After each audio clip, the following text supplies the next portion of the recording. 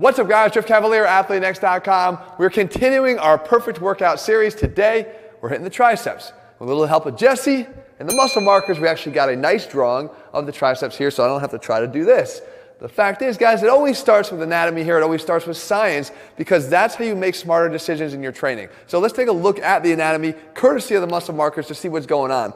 You'll see here the triceps, obviously a three-headed muscle, is made up of the lateral head, the medial head here in green, and then the long head around the back. Now, we talk about the importance of the long head all the time, and save your jokes, guys. I know the long head's important. I get it. But the fact is, when it comes to tricep training, the long head's very important. Why? Because if you look at these two heads here, they exist on the upper arm. They don't cross the shoulder joint. They start here and they end here on the other side of the elbow. So all they're influencing here is elbow extension, right?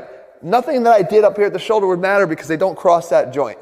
Whereas the long head is the one that actually does cross that joint coming off of the scapula. So we know that if I can change position of the scapula, right, no matter what I did, whether I brought it back, whether I brought it up over my head, all these things are changing the orientation of the scapula, meaning we're changing the tension on the long head of the triceps, so we know we can influence that. So if we're going to put together a perfect tricep workout, what we need to do is figure out ways to influence that. Now, take it a step further. We realize that the long head of the triceps is actually put on stretch when our arm is way up over our body here, so we need to choose exercises that do that. And we also know that we can bring it in the opposite direction all the way back behind the body, and we can engage it into a full contraction, a fully shortened position. So we want to make sure we pick exercises that do that too. They'll be in our perfect workout. But at the same time, in pursuit of this, we don't want to lose sight of the fact that progressive overload still matters. Being able to load up the triceps like any other muscle as much as possible with heavier weights is going to help us to build them bigger. So we have to go and pick the right big exercises here. But beyond that, I'm going to show you some ways to actually tweak those to get more from them so you get the most out of your muscle building capabilities from them. Moving on, we also talked about in the perfect bicep workout this idea of overlapping strength curves. If we look at this exercise here, I have a band and dumbbells in my hand at the same time when I'm curling. Why did we do that? Because we know that when we use dumbbells, that we max out the strength curve right in the middle of the movement. And when we get all the way to the top, we kind of lose that tension. But we also realize that bands actually help us to keep the tension going as they stretch further and further. So we combine them together to make a better exercise. We can do the same exact thing here with triceps. And again, to be part of a perfect workout, I believe, we need to address that, and we're going to do that two ways. So guys, let's get it all started. I'll break it down exercise by exercise for you, and I'll give you the entire workout as we always have in this series at the very end. All right guys, so we kick off the perfect tricep workout here with those heavy exercises. I like to address the heavier stuff first when we have our most energy and we're able to hit them hard.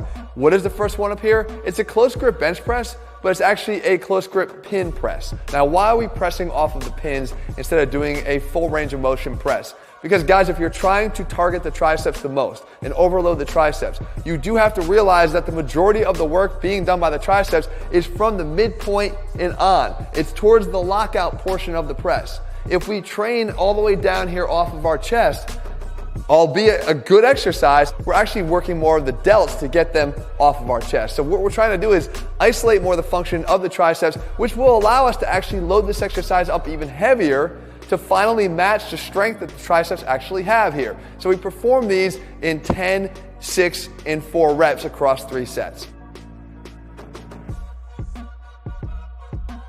We move on here, we go to the next big exercise, and that is the weighted dip. But again, there's opportunity here that I think is sometimes overlooked, and that is to do this in the form of a tricep, right? We can get to failure and we can push beyond failure. So what I do is I set up here with a weight around my waist. I could do it that way, or I could hold the dumbbell between my legs, whatever is easier for you.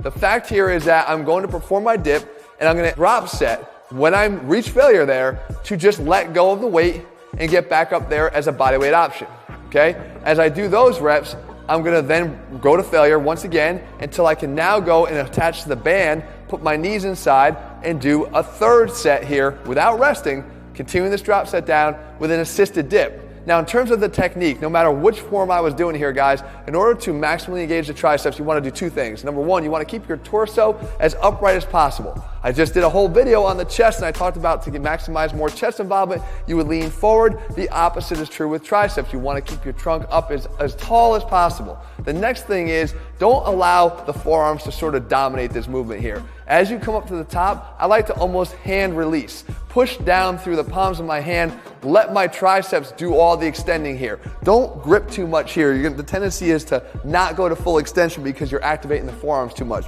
I want that release, let go of the hands as you get to the top. But the fact is, guys, this tricep allows us to take the intensity even further.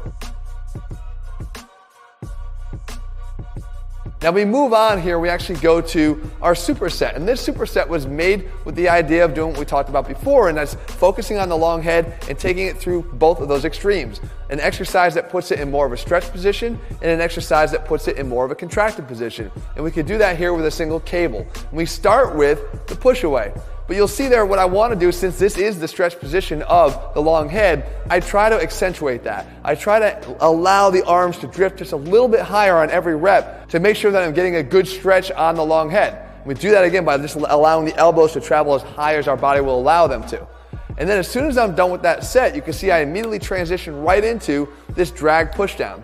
And the difference here on a drag pushdown is the placement of my hands. How far away from my body are they? They're not away from my body like a traditional pushdown would be. They're right up against my chest, literally trying to ride my rib cage all the way down. Because you'll see what that does is it gets the elbows back into extension. That is the key when it comes to putting the tricep long head into that fully shortened position. You want to get your elbow back behind your body with full elbow extension, and we could do that here. So we work on this in a back-to-back format. You do 10 to 12 reps. The weight that you chose to do the first exercise stays the same, so there's no resting as you proceed to the second part of that combo.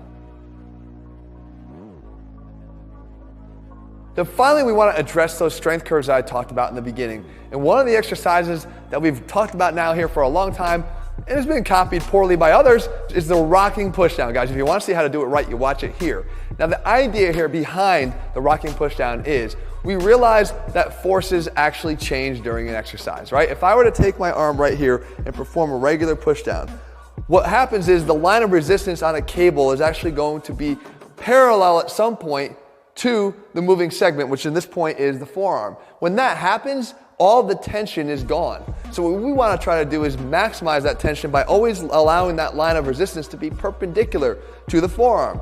So when we look at a regular pushdown, if I start right here, I have the cable pulling straight down, pointing straight down into my forearm, we're good. But when I get down to the bottom of that pushdown, now it's parallel to that forearm, meaning that we do not have as much resistance there, and you probably have felt that. It's pretty difficult to start, but it's not so hard at the end. But we can fix that with a rocking pushdown, because all I have to do is change the orientation of my body to allow for that. So you see here, I start in, leaning in. I've already got my leg dropped back, so I'm prepared to rock back. But I start in a closer position so that as I initiate the push down, I have that perpendicular line of resistance from the cable pointing down through the forearm. As I get down into full extension of the elbows, you can see I lean back and I rock back, which allows that line to now line up more perpendicular than it was before with the forearm still, so we keep that tension on the triceps even in its contracted position here. Now, I'm not leaning back with momentum to pull the cable down or the stack down. I'm just allowing my body position to change. This is a great addition to make sure you're hitting those strength curves. But we have another option here. It actually parallels a little bit more what we did with the biceps back in the beginning that I showed you here, and that's incorporating a band. Now, one of my favorite exercises is the lying tricep extension. But if we incorporate the band, we have a banded lying tricep extension. You guys should probably figure out what's going on here. With the dumbbells, we know as we get towards the top that we actually start to lose resistance. So much so that I tell you, if you allow your dumbbells to get fully over your body, straight up over your body, you've actually taken away much of the tension on the triceps, making this exercise less effective. Instead, what we do though, is we keep them angled back just a little bit, but beyond that, we add the band so we have the additional resistance and stretch as we pull into that final contraction.